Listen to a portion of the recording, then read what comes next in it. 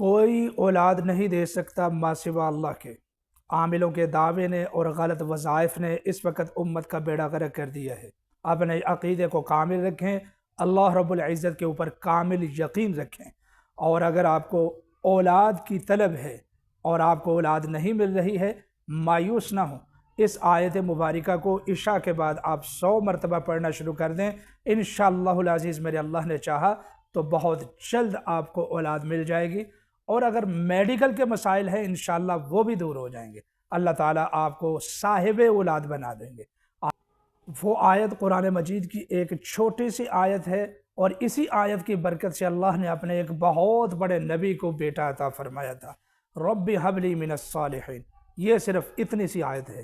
دونوں میاں بیوی روزانہ رات کو اس آیت کی ایک تسبیح کیا کریں، اپنے رب سے مانگیں، اپنے رب سے مانگیں، صرف عاملوں کے اوپر یقین نہ رکھیں۔